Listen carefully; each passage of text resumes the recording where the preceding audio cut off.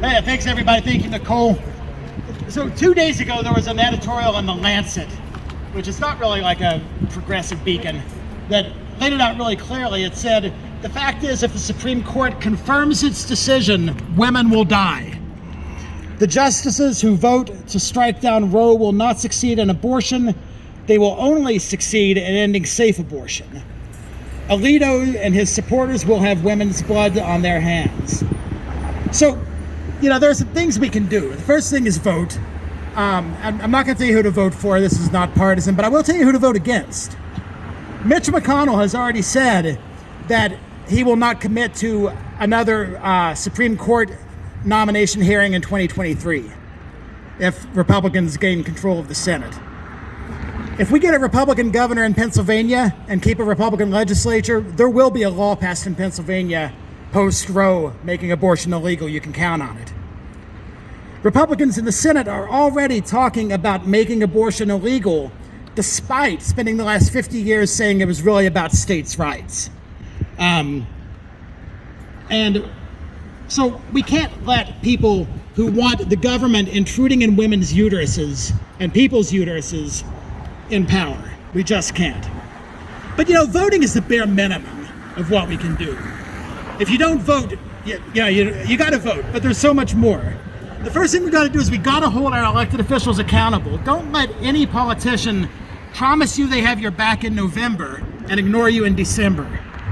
Politicians are most responsive to the loudest voices. We got to eliminate the filibuster. We got to do it.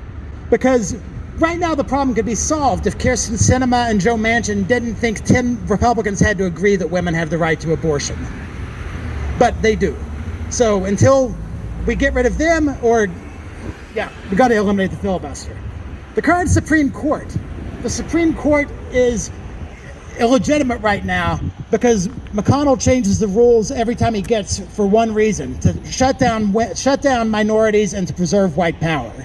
So white male power.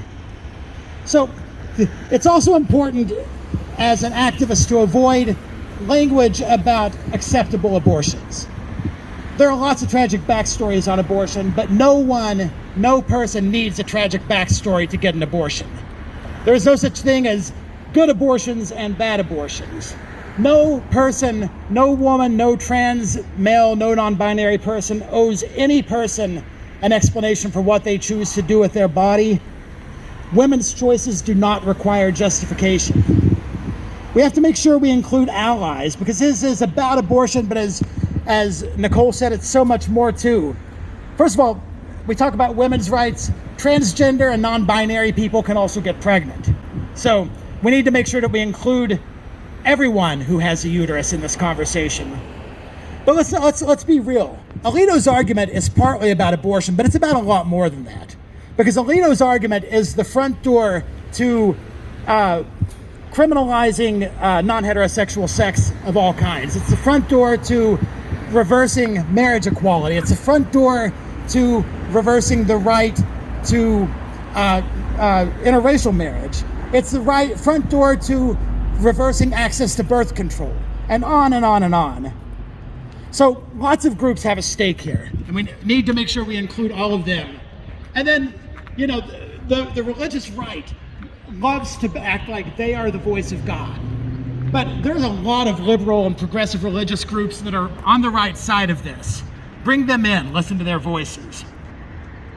And then we need to take steps and take risks to protect vulnerable people and to ensure choice. Because let's be honest, rich women are always going to have abortion.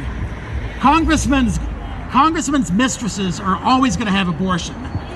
A CEO's son's girlfriend is always going to have access to abortion.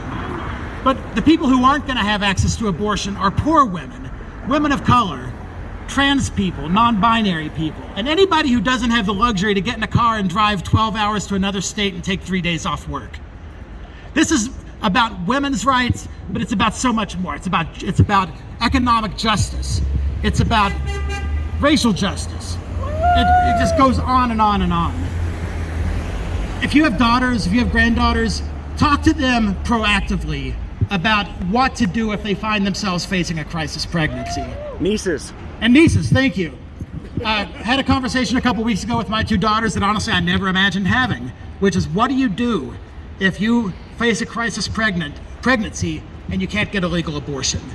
Because I don't want my daughters in a back alley. And I know you don't want yours there either, or nieces or granddaughters or whomever.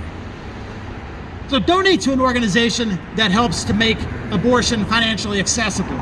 It's a great organization called the Abortion Funds Network.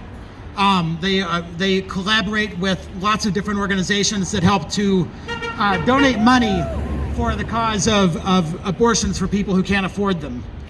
And then offer assistance to people in restrictive states who may find themselves facing a crisis pregnancy and don't have legal access to abortion.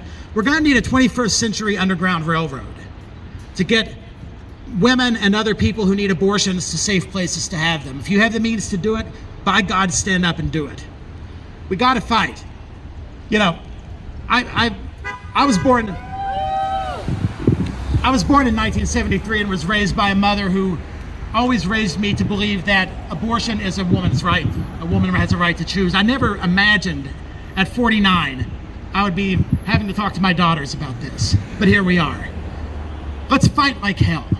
Let's fight like hell and make sure that we keep the government out of the uteruses of women and people who are vulnerable and who need access to safe health care. That's all this is. It's safe health care. Thank you.